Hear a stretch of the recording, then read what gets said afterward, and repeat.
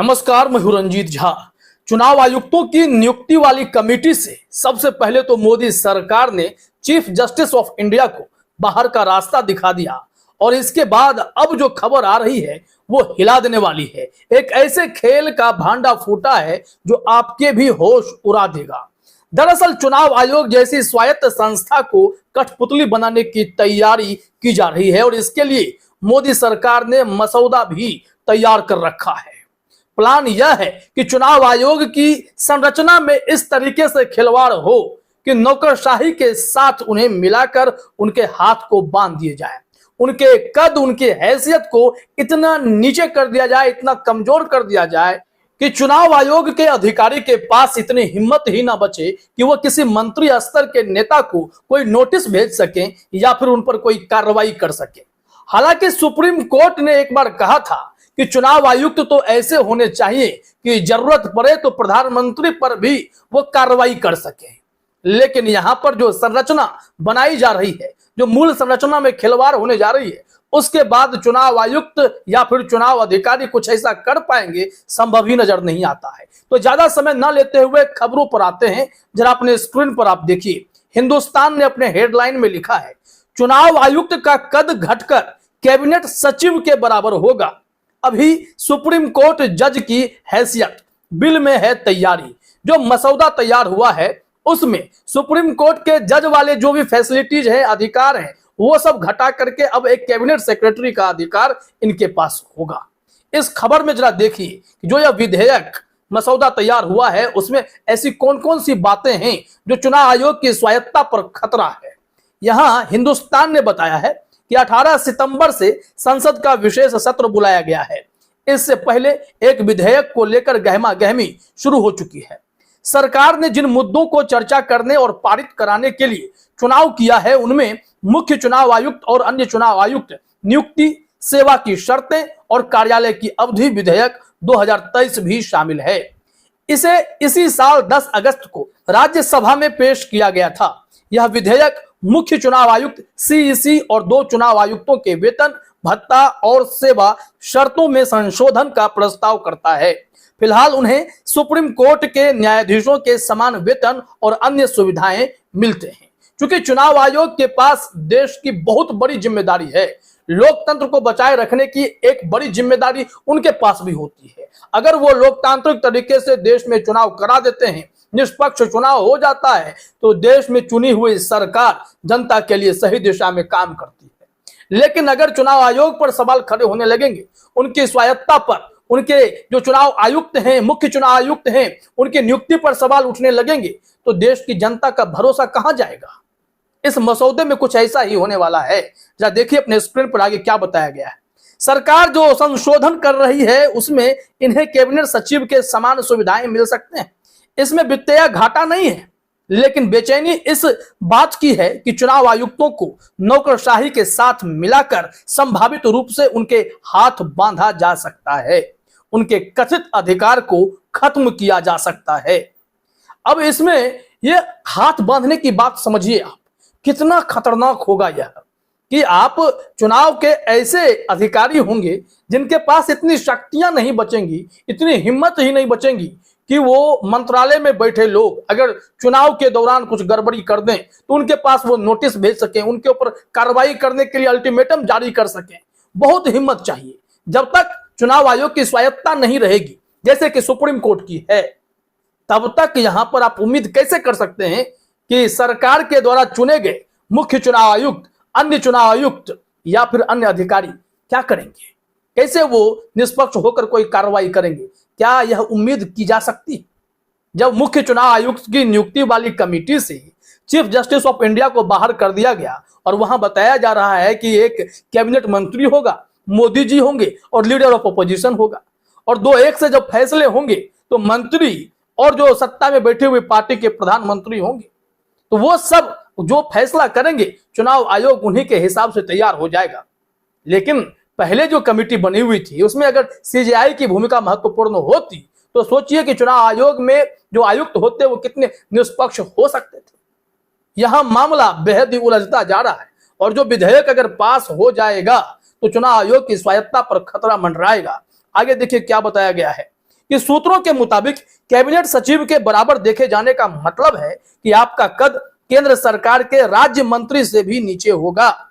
ऐसे में जब चुनाव आयोग के द्वारा चुनाव के दौरान उल्लंघनों के लिए एक केंद्रीय मंत्री के खिलाफ कार्रवाई की कोशिश की जाएगी, तब इसका असर दिख सकता है।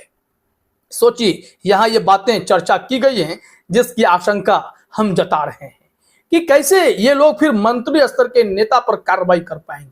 इन्हें सोचना पड़ेगा। अभी जो चुनाव आयुक्त हैं उन्हें तो प्रधानमंत्री पर कार्रवाई करने से पहले सोचना पड़ता है। सुप्रीम कोर्ट को ऐसी टिप्पणी करनी पड़ जाती है कि चुनाव आयुक्त एकदम से दमदार होना चाहिए, निर्भीक, निडर होना चाहिए, ताकतवर होना चाहिए, क्योंकि चुनाव आयोग के पास बहुत ताकत है, असीमित ताकत है। उसका सही इस्तेमाल अगर हो तो लोकतंत्र सुरक्षित रहेगा। यहां आगे देखिए, बताया गया है कि अधिकारों पर लगाम लगाने की तैयारी है। यानी जो सरकार प्लान कर रही है कि चुनाव आयोग अपनी स्वायत्तता खो बैठे, कुछ ऐसी ही व्यवस्था की जा रही है। यहां जानकारी है हिंदुस्तान पर कि अभी तक के जो प्रावधान हैं उसके मुताबिक चुनाव आयुक्त वेतन और सेवा शर्तों में सुप्रीम कोर्ट के न्यायाधीशों के बराबर हैं। अब सरकार इसे बदलने की तैयारी में है। सूत्र ने कहा, वर्तमान में जब चुनाव आयुक्त किसी सरकारी अधिकारी केंद्र में कानून सचिव या कैबिनेट सचिव या किसी राज्य के मुख्य सचिव को बैठक के लिए बुलाते हैं या उनसे किसी चूक या आदेश के उल्लंघन करने पर स्पष्टीकरण मांगते हैं, तो उनका आदेश ऐसा माना जाता है कि जैसे कि सर्वोच्च न्यायालय के न्यायाधीश का आदेश हो। अगर उन्हें कैबिनेट सचिव के बराबर खड़ा किया जाता है तो उनके अधिकारों को नियंत्रण करने के समान होगा। निश्चित तौर पर चुनाव आयोग सबसे ऊपर माना जाना चाहिए। सुप्रीम कोर्ट हो, चुनाव आयोग हो, ऐसी स्वायत्त संस्थाएं जो निडर होकर काम कर सके, जो सरकार को भी एक पैर पर खड़ा रखे कि आप सही दिशा में काम करें। नहीं तो अगर चुनाव के दौरान कोई खिलवाड़ होगा तो एक्शन लेने के लिए चुनाव आयोग है। तमाम मुख्य सचिव से लेकर कई अधिकारियों तक को बुलावा भेजे तो वो लगे कि हाँ, कोई आदेश जारी हुआ है जिसका पालन करना है, ताकि यह सिस्टम सही दिशा में काम करे। लेकिन चुनाव आयोग की स्वायत्तता पर अब खतरा मंडरा रहा है, जैसा कि यहां पर आपने तर्कों से समझा है। अब जरा आगे आइए, यहां बताया जा रहा है कि इस बिल पर विपक्ष विरोध करेगा, लेकिन क्या विरोध करने से या विधेयक पास होने से रुक जाएगा? क्या सरकार अपनी मनमानी रोक देगी?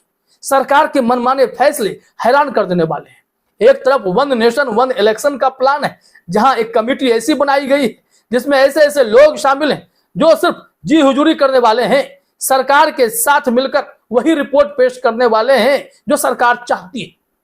लेकिन दूसरी तरफ अब चुनाव आयोग की संरचना में खिलवाड़ होगा, उनकी मूल संरचना को तोड़ने की कोशिश होगी।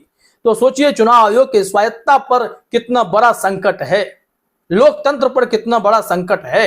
यहां बताया गया है कि सूत्रों ने यह भी कहा है कि यदि विधेयक पारित हो जाता है तो यह एक और विरोधाभास पैदा करेगा। संविधान कहता है कि सीईसी को केवल सुप्रीम कोर्ट के न्यायाधीश के समान तरीके से ही हटाया जा सकता है। हालांकि व्यवहारिक रूप से सीईसी की सेवा शर्तें कैबिनेट सचिव के अनुरूप होती हैं, लेकिन अब ऐसा होगा नहीं। यहां पर टकराव की स्थिति पैदा होने वाली है और इन सब मामलों पर गंभीर सवाल उठाया है, चिंता जाहिर की है पूर्व मुख्य चुनाव आयुक्त SY कुरैशी ने। उन्होंने क्या कुछ कहा है यह भी समझिए। जरा देखिए अपने स्क्रीन पर, हिंदुस्तान ने लिखा है कि सरकार के इस संभावित कदम से पूर्व चुनाव आयुक्त भी परेशान हैं। पूर्व सीईसी SY कुरैशी ने इंडियन एक्सप्रेस से कहा, दुनिया के आधे देशों में चुनाव आयुक्त का पद न्यायाधीशों के समान है। हम चुनाव करवाने के मामले में विश्व गुरु हैं। पिछले 10 वर्षों में 108 देशों ने हमसे सीखने के लिए अपने चुनाव आयुक्तों को भेजा है। अब इसकी ग्रेडिंग करके हम क्या हासिल करना चाहते हैं, ये पूछा है उन्होंने। दरअसल इन्होंने जो बात कही है काफी इंपॉर्टेंट है कि हमसे दुनिया सीख रही है कि चुनाव आयोग की स्वायत्तता क्या होती है, कैसे देश में आसानी से स्मूथली चुनाव कराए जा सकते हैं चुनाव आयोग की गरिमा को बरकरार रखकर। लेकिन जब हम इसकी ग्रेडिंग करेंगे, इसकी अहमियत को कमजोर करेंगे, तो हम फिर दुनिया को क्या सीख देंगे? चुनाव आयोग क्या बस एक ऐसा डिपार्टमेंट बनकर रह जाएगा जिसका काम है सरकार के इशारे पर चुनाव कराना?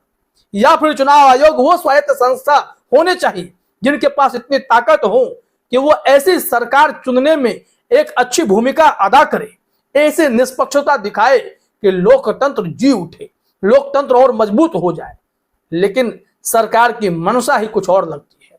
वन नेशन वन इलेक्शन, चुनाव आयोग को कमजोर करना, यह सारा खेल बता रहा है कि कुछ न कुछ सरकार के दिमाग में जरूर पक रहा है, जो आने वाले समय में भारत की व्यवस्था में आमूलचूल परिवर्तन करने की ओर इशारा कर रहा है।